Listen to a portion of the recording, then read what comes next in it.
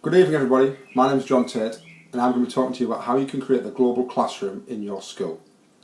The first way we're going to look at is by using Skype, and I would urge you all to get onto the education.skype.com website and to register yourself as a teacher and have a look at the amazing projects that are already on there.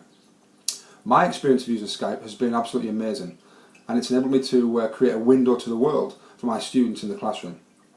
There are three main ways that I'm going to describe how you can use Skype in the classroom, and hopefully you can generate some inspiration, some ideas, and take this into your classroom and really, open your imagination to a different world, whether you are a primary or a secondary teacher, and really see if you can get see the benefits of this for your students. So the first way is to connect your class to another class across the globe and collaborate on a joint project. And there are lots of ways to do that on the education.skype.com website. You can have a look at the projects that are already on there, and there's lots of schools who want to collaborate on projects together. Maybe you want to find out about hurricanes across the other side of the world. Well, what a better way to do that than to connect with a school in Florida and to get those children to actually teach your children about what it's like to live in a hurricane in a hurricane environment, rather than just looking at it on YouTube or looking at it through a textbook. So lots of different ways to do that. And I haven't got that much time now, but hopefully that just gives you a little snippet of what you can do. Get on there, see what projects are available. You may respond to a project on there already, or what you might do is you might create your own project and say, we are looking for a class to collaborate on this.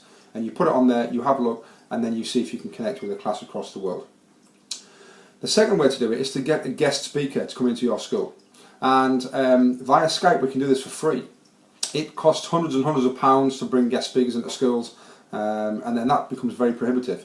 But actually, just like we're doing now kind of thing, I'm speaking to you via video.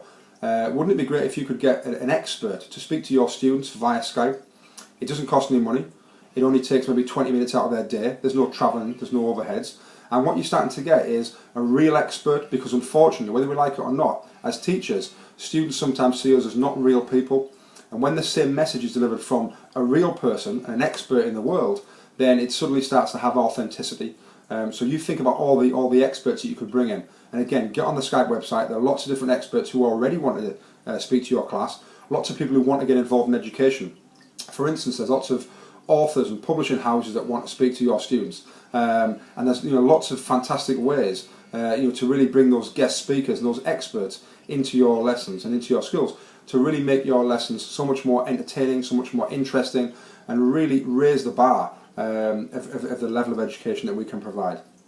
And thirdly, we can go on field trips, virtual field trips. And again, wouldn't it be fantastic to take your students across the other side of the world to experience another culture, another environment, all via the realms of Skype? And again, we can do this. There are lots of organisations on the Skype website that want to help you with this. And it may be you just want to Skype across the other side of the town. But as we all know, with the red tape of risk assessments and finance, these things are very difficult now. But with Skype, anything is possible. And for me, it's where we draw that line for the limits of our imagination. Wherever we draw that line is all we're going to do. And what I'm trying to say to you now is, let's raise the bar. Let's think outside the box, and let's think what if and why not. Why can't we do this now? Because with technology in our classrooms, anything is possible. So have a look on there, see what you can do. I've written a couple of blogs on that.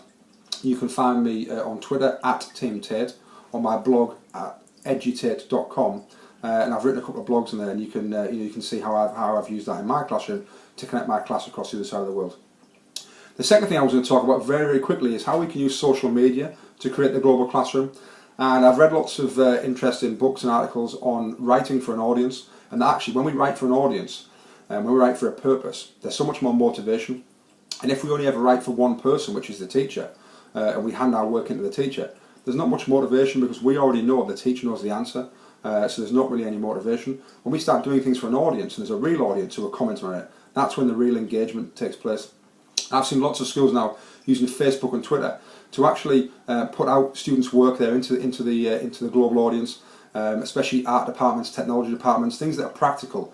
And they're starting to tweet and put Facebook images out of the students' work, and they're getting likes and they're getting comments and it's getting shared, and suddenly the engagement goes through the roof. Because as a teacher, if you say, I'm going to take a picture of the best 4 pieces of work today, and they're going to go on our Facebook site or they're going to go on our Twitter site, then people are starting to think, hang on, it's a bit competitive. And when their family members are sharing it and liking it, the engagement is amazing. So I would urge you all to look at that. And I know social media scares a lot of people, but you know, my view on it is the technology is not the issue, it's the user.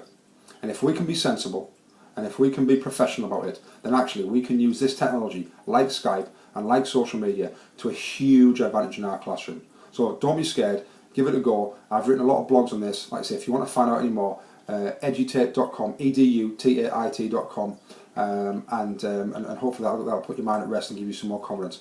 That's my time up. Have a great night tonight. I hope you pick up lots of gems all the way that you can take back into your classroom. And if you want to contact me at all, feel free to get hold of me on social media or via my blog, and I will speak to you soon. So have a good night. Thank you very much for allowing me to speak.